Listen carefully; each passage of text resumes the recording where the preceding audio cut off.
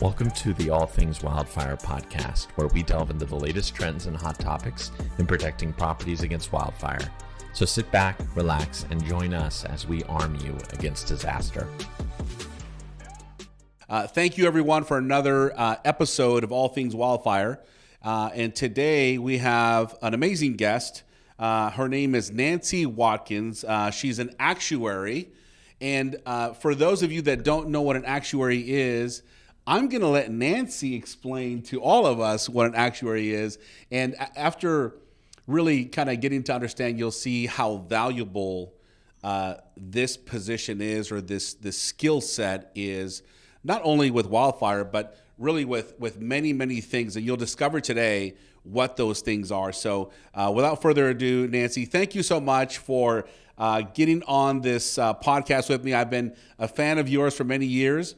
And I've been wanting to get you on. And so when Frank Freevault said, hey, you know what, let's get Nancy on, I'm like, let's do it. Let's give her a call. So Nancy, thank you. And I'll let you talk a little bit about what you do and what that actually all means.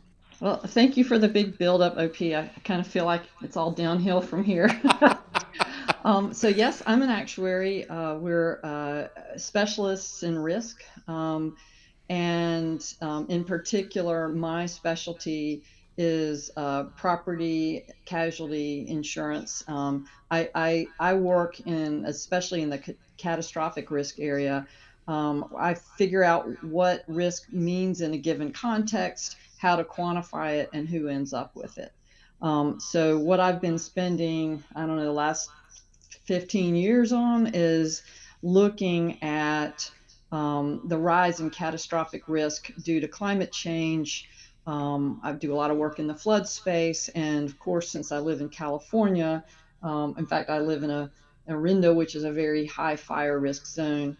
I care an awful lot about wildfire risk, especially after our insurance company left the California market and dropped our policy a couple of years ago. And we went scrambling for homeowners insurance along with lots of other people. So Nancy, it happened to you. It happened to you too. Like this thing that's been happening to a lot of us, you've actually experienced it. So your carrier left, and you had to go and figure out what to do after that.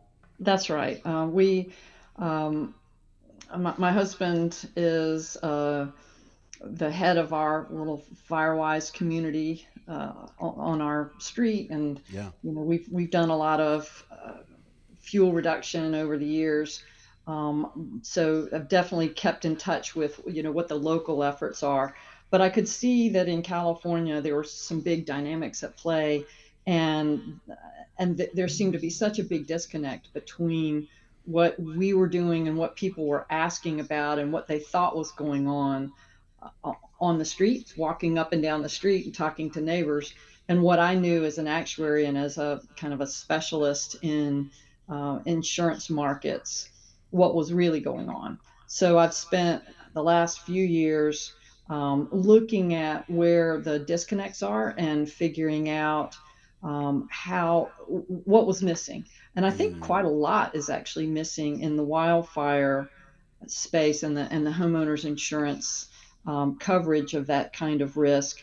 The good news is I've partnered up with other people who I think have a lot of information that I was lacking, and we've tried to identify, and I think we've done a lot of made some progress in terms of identifying where some of the missing pieces are, and we've put together a plan. I mean, you had Frank Freevault on, who started, I think, talking to you and your podcast community about that. So we've been spending a lot of time trying to socialize the plan with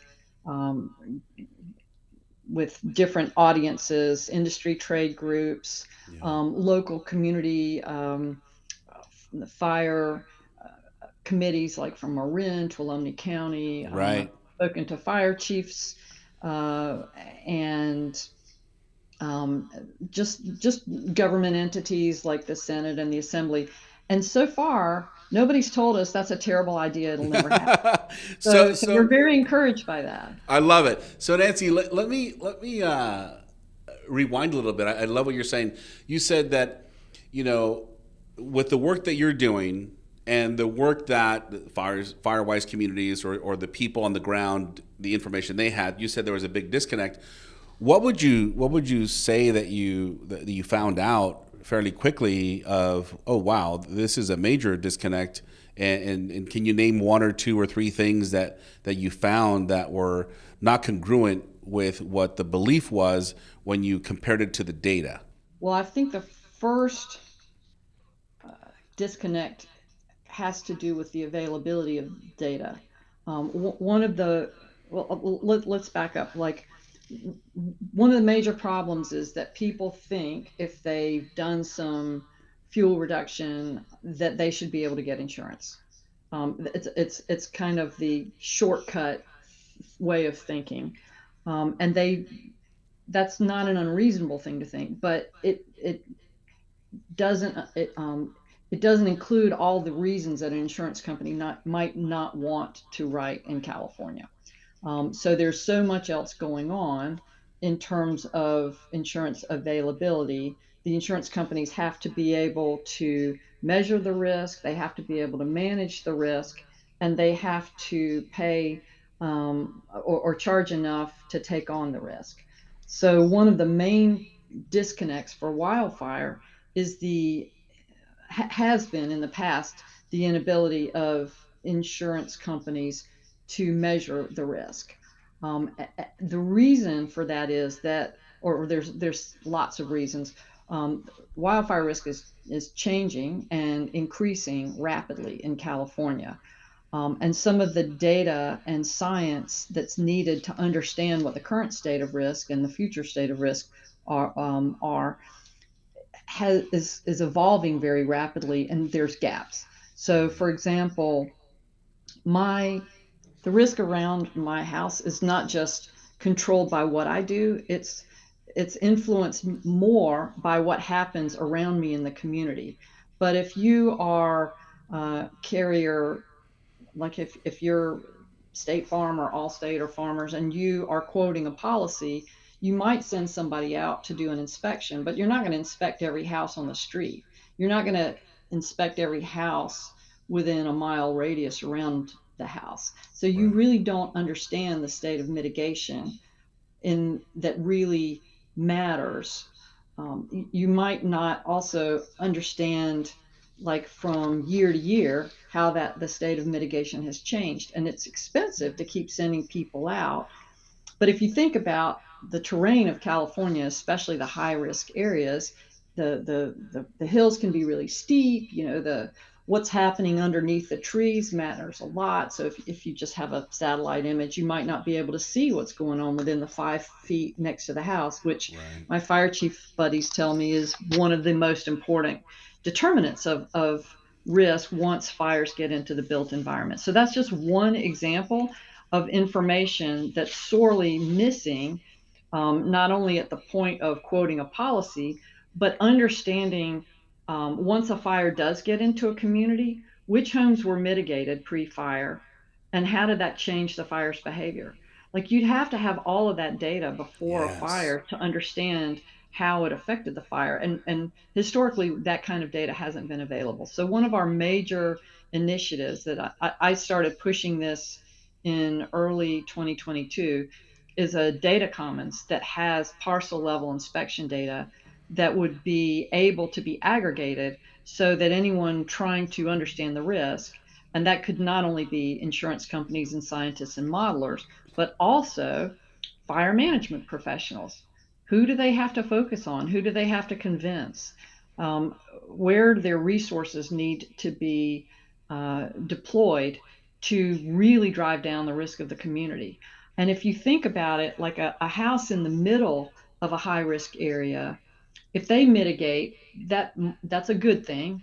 But if it's a house on the edge, right where the wildland and the urban interface occurs, like, once the fire gets into the community, gets a couple of houses deep into the community, it becomes almost unstoppable. So mitigating on the frontier there, on the outside of the community, that has a lot higher impact. So not all mitigations are created equal.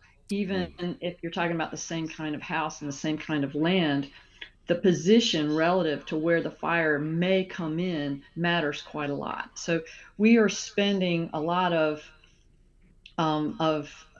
time and effort trying to figure out how best to understand where the fires come into the community, how they spread from house to house, and what's the state of mitigation. And if we have that information, then insurers will be able to better measure their wildfire risk, which is, I mean, it may or may not make the price go down. It might make the price go up, but it should make availability go up. And that helps everybody. If you don't go straight to the FAIR plan and you have multiple companies that are willing to quote your policy, that's a better situation. Absolutely. Yeah. And I got to say, like, Nancy, you, I could talk to you for hours. I mean, I have so many questions just in the statements that you're making. So, okay. I for professionals that do this type of prevention work like us, I so would love, and I don't mean this in a tragic way, but I mean it in an actuarial way where there's proof. I would love to see a wildfire come through a home, a property, a commercial building that we've already prepared, and I want to see the impacts of it so we have some sort of tangible proof. And we see that in the Lahaina fire, this 0 to 5 clearance in this miracle house that they show the red roof and how there was no vegetation 0 to 5 feet. And the reasons they did that based on the newspapers is that they were concerned about termites, and so they wanted to keep vegetation away. And like you had said, fire marshals are very keen, especially the California State Fire Marshal, that these are the things that help prevent. Now, that's one example, and we all would love to see more data, so that way you could look at it and say, okay, now we have proof. However, I really love the community aspect. I agree wholeheartedly. I can have, and I do have, Wildfire Prepared Home Plus designation from IBHS on my home. The problem is, my neighbor has got a tree that if that thing ignites, the flames are going to be 50 feet high. And if there's, 30-mile-an-hour winds, that flame is going to be up against my house. Right. And so what good is that really doing? So I completely agree from the community standpoint. Absolutely. If we can get people to agree to, in a community, to mitigate, like you said, not only our homes, but beyond that, so we're not bringing the fire to us, that would be incredible to see a community do that. That's what we're working on. And think about there's even other things that could happen if we can prove that new construction built in a certain way is, I don't want to use the word impervious, but extremely safe, even when a fire burns in, because we are a fire adapted landscapes. Fires will keep happening in California. Yes. We've got this buildup of vegetation. This year was great because it was so moist and relatively cool this summer. That's not going to last forever. So when the droughts come back, and when the heat comes back, and when the sun comes back, the wind comes back, we will have fires. What's going to happen in the built environment is the question that you're asking me. And if we can demonstrate that some new construction, master plan communities that's constructed in a certain way, serves better than a fuel break to protect existing communities, then think about what happens in an area like mine that may be somewhat resistant or very resistant to new construction. If new construction on the outside of our community can reduce our risk without us doing anything else, wow, that really changes our feeling about new construction. And beyond that, what you're talking about, what's going to get your neighbor to cut that tree down? or all of your neighbors to start wanting to be wildfire prepared home plus? Well, first of all, getting a reaction from the insurance market will help. Like getting an official designation, you can't line up this company will do this thing if we do that. It's not that simple. But if you have categories of community risk, like we have categories of community hazard, hazard is what exists over the long term. It's the sort of thing that CAL FIRE is already measuring. But how do you change the way that that hazard plays out in risk? That's mitigation. So it's what's done on the outskirts of the community to disrupt the fire pathways and slow the fire down before it gets into the community. Um, it's what kind of fire suppression capabilities you have to stop the fire from transitioning into the built environment.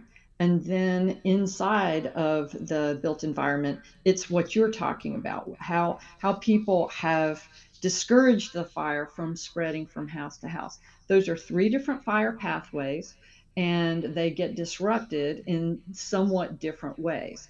If we have ways of measuring and articulating the layers of disruption and risk reduction, then you have a better chance of people hitting those targets. If 75% of the homes in the fire pathway in our community have done these things, then we've reduced our risk from red to violet, or I don't know, pick your Yeah, happy pick a color. color.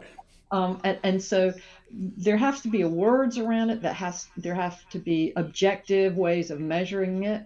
We have to start measuring um, what kind of fuel suppression capabilities we've got, because the fires don't just go out by themselves. Right. Typically, especially when they hit towns, they get put out by people. And those people are doing things. They're not just putting out the fire, they're diverting the fire, they're slowing it down. Like those little lines back and forth at Disneyland slow you down from getting to the front of the line.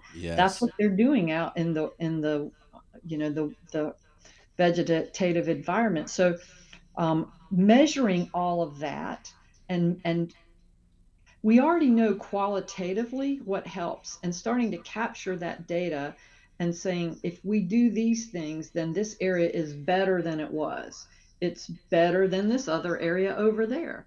Then communities can start getting separated out by insurance companies Mm, for being more attractive, all else equal, and that's going to change behavior. When honestly, in my town, it looked like a jungle when we lived here the first, I don't know, 20 years or so. And it was only after moratoriums started expiring and right. people started getting dropped by their insurance carriers that anybody joined these Firewise groups.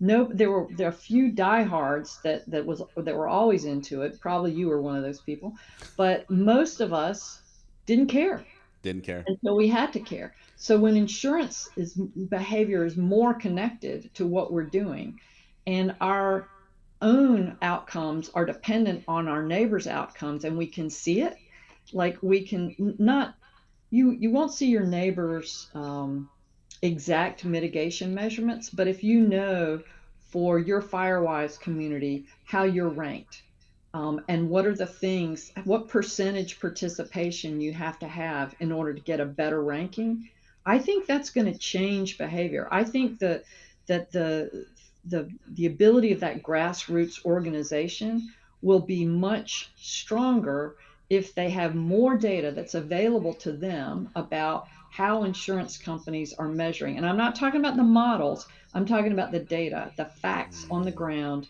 of who's mitigated and who hasn't, and what's the general level you're trying to shoot for to go from red to orange to green, right. and all those different levels.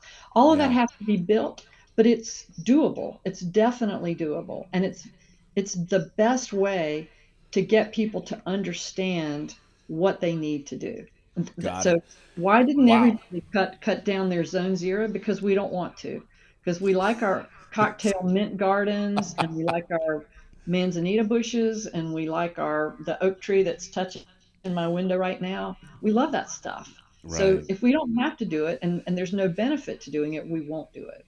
You did it, Yes. but most people won't. Most people won't, and you know, I get it. It's very interesting. I think we need to, there's so many things that need to happen, but from a contractor standpoint, a landscape architect standpoint, being able to provide some options that are not so cut and dry or boring, like, hey, you got to put rock here. Okay, well, that's not attractive, but there's got to be, I know there are other things out there that can be planted that are more fire resistant, that can still be attractive. And I think we need to level up to that. We'll get to that place eventually. But right now, a lot of the landscape architects fight us. And they say, hey, there's no way. We're not going to get rid of that Italian cypress that's right up against the home. It's 30 feet tall. That's beautiful. And I chose that myself. But it's a massive hazard for the home. Well, what if Go ahead. your home value is increased by a measurable level of resilience? That, like Boom. LEED certification, that's a thing that has real meat behind it. It means something. And so what Yes. if we have some different levels of fire resiliency for the community that can be certified and that can be compared and articulated? So IBHS has done the work for the Wildfire Prepared Home Plus. They did that. It's just that as you said, it's a fairly extreme level of mitigation, and we need to have ways of articulating when you replicate that or some version of that across different houses. What does it do for the community? Because that, as we've understood, is actually going to bend the risk curve. So when we can, I mean, we need everyone to be on the same page. And Yeah. I will put a plug in for a report that's coming out probably within a week or so from the Cal Fire Risk Modeling Advisory Work Group. I Okay. volunteered on that. Dave Winokur, who's the other fire chief, along with Frank Freevault, that's been kind of partnering up with me for the last couple of years to do all these, to put all this together. That report will have this big plan in Mm. it about modeling and data and mitigation, and how all of this comes together, like what we've needed that we haven't had in California and the West. I mean, we're the worst and the first state to have these insurance problems, but we're not the only state. Right. So what we need is hope and a plan, and keeping the insurance companies from leaving is how we get hope. But we still need a plan to keep them here, and to make insurance affordable. And not only that, but people have been so focused on insurance to make California livable. How are we going to live if we had affordable insurance and communities were burning down all over the place, and it was like 2020 when the sky was full of smoke for 2 months at a time, and we couldn't go outside, and one day the sun didn't come up. Affordable insurance is not the goal. Mm. Driving risk down is the goal, and that's what we're focused Boom. on. Boom. I If love we that. do that, affordable insurance will happen. Yes. And Nancy, I know you're pressed for time, so I do want to ask you this question.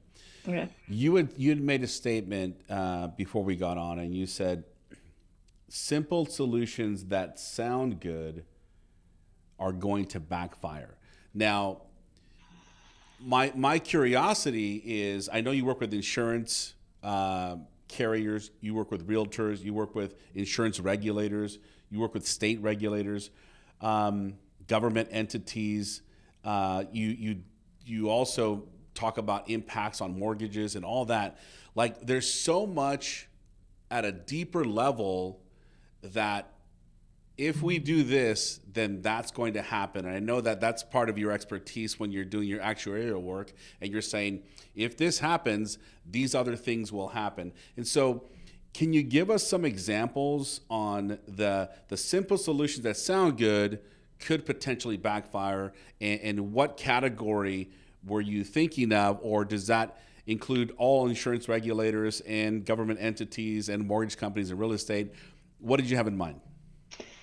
Well, I think focusing on discounts, premium discounts as a motivator for people to do things, is a simple solution that sounds good, that it does backfire if the insurance premiums were inadequate to start with, and if the insurance companies thought, if they felt like they couldn't measure the risk, and in the first place, and that they were in danger of going insolvent if they took on too much risk, then asking them to cut prices on someone who had done a certain thing when they didn't really believe that it drove the risk down, and maybe cost $100 to send a person out to verify it. Right. I mean, discounts will happen when the risk actually goes down, but some things that you do, as we've talked about, on a solo basis aren't really going to change the risk in the first place, and so not in any measurably material way. So that's one solution. Like if that's the only thing you're focused on is giving discounts, it can backfire by giving people false hope and making them mistrust the insurance system even more.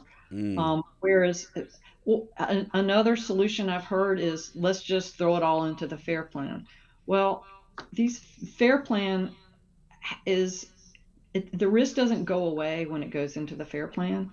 It just gets put into a different place, for uh, and if the fair plan cannot price the risk adequately, so that if there's a major event, they can be covered by reinsurance and their own surplus to pay all the claims, then either the people don't get paid, or what really happens is all that risk goes back onto the insurance market. And so the insurance companies who chose not to take those risks in the first place are still on the hook for them, but they can't actually control it at all. So that's Right. actually worse than if they'd written the policies in the first place and been able to spread their risk. It makes them unable to even write non-wildfire exposed properties in the state, because the greater their market share, Yes. the greater their share is of the fair plan.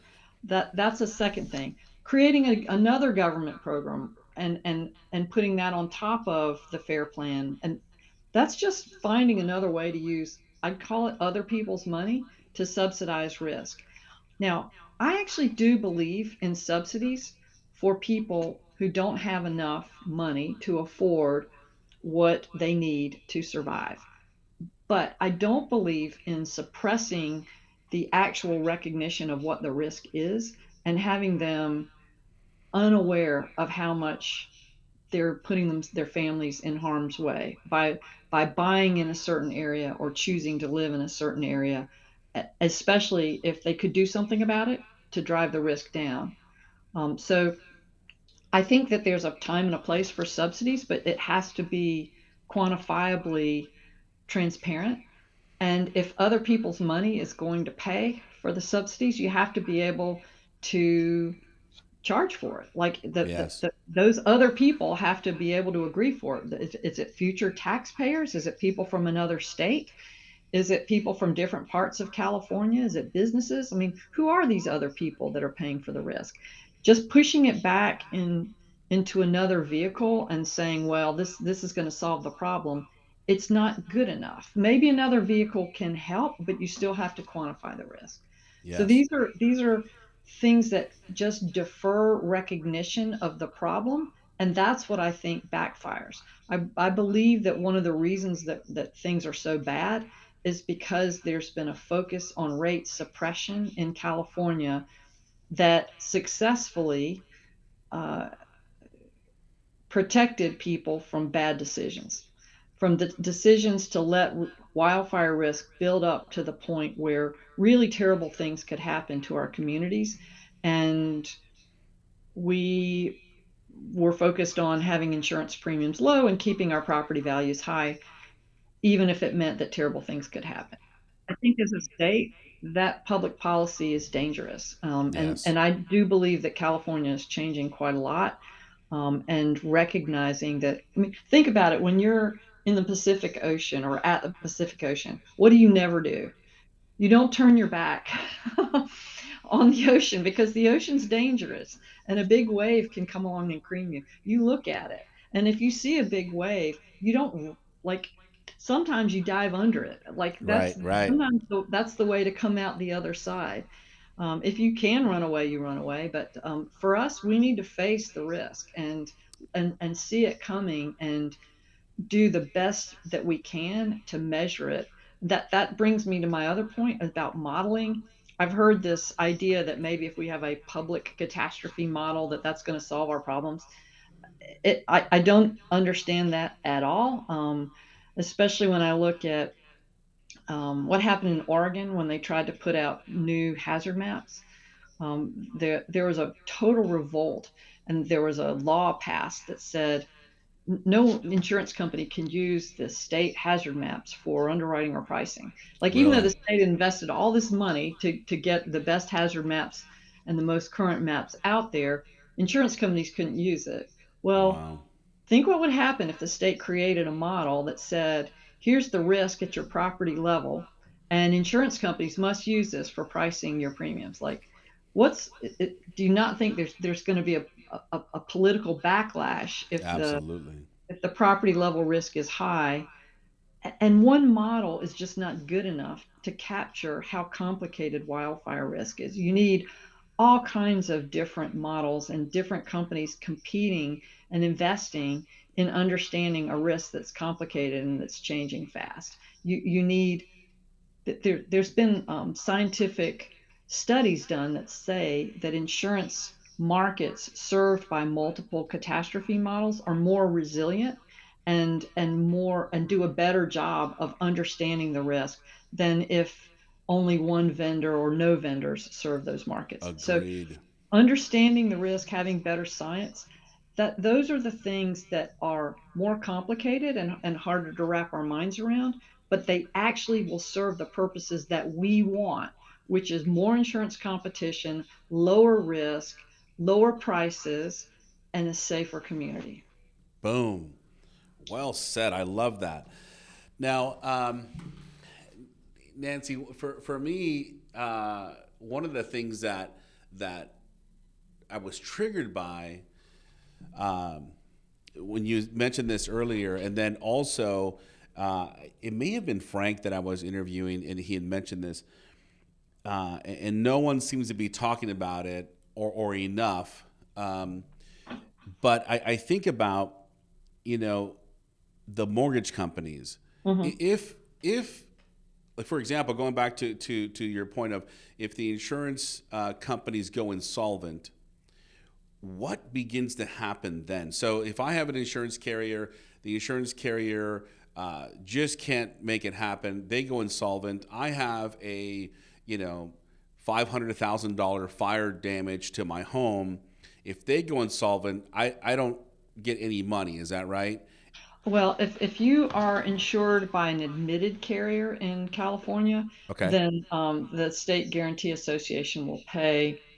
I'm not sure if they'll pay 100 cents on the dollar, got it. but they'd pay something. And then the Guarantee Association would have to assess other admitted insurers.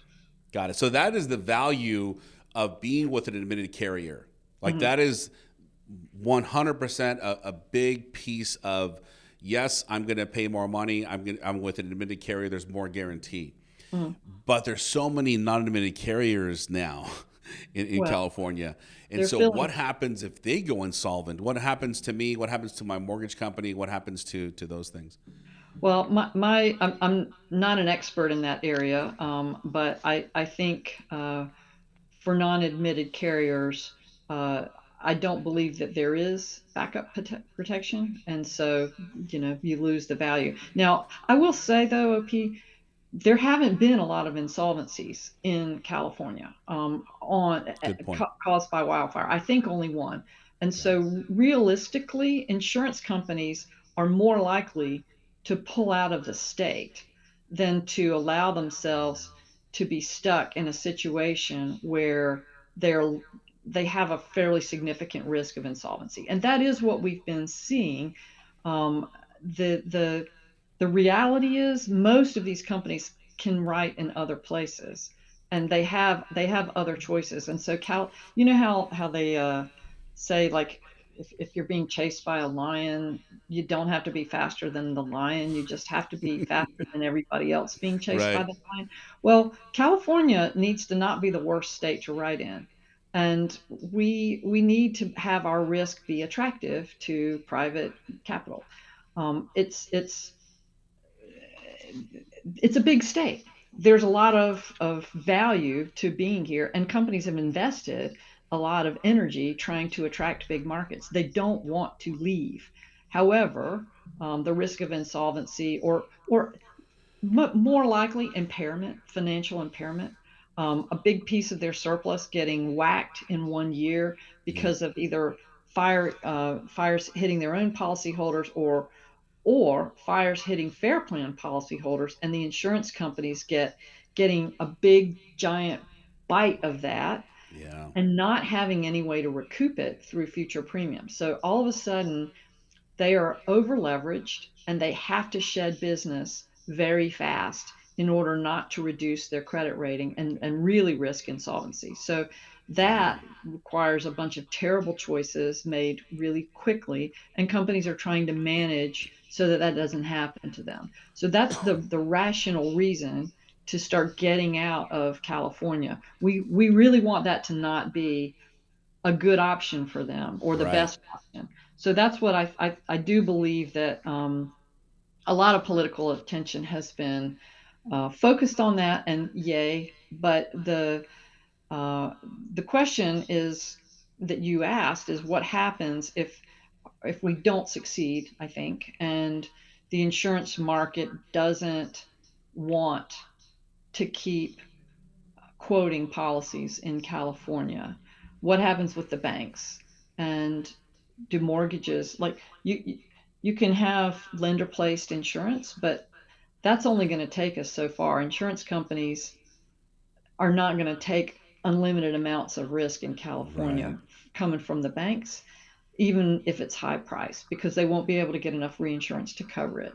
So then we have a situation where the federal lending system and the GSEs become, giant owners of real estate, and that's not a good situation. And I, Wow. I And think they're they're paying attention to that too. I mean, it's a huge number of insurance articles about this right now, and yeah. we're writing papers and doing presentations on this. What happens when the insurance market goes away? There's so much. There's so much. And look, when I listen to the things you're working on, like, because you're not only working on wildfire, right? And so you had mentioned earlier that you work with FEMA on flood policies and Hmm. things like that. And so there's you're basically. I love the way that you put it earlier when we were talking offline. You said, um, we're the company that's called when whoever has a question that they don't really know the answer to. And so you're the one who digs in to figure out, if this happens, here is the repercussions to that decision if you make that.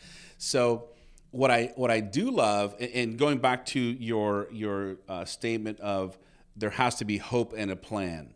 Hmm. I love the hope piece from the standpoint of FEMA they have something in place for flood, and Hmm. it's not like the magic wand, but there are some parameters around that. We've got the FAIR plan that is not also the magic wand, but there's some parameters around the capacity of what can be paid.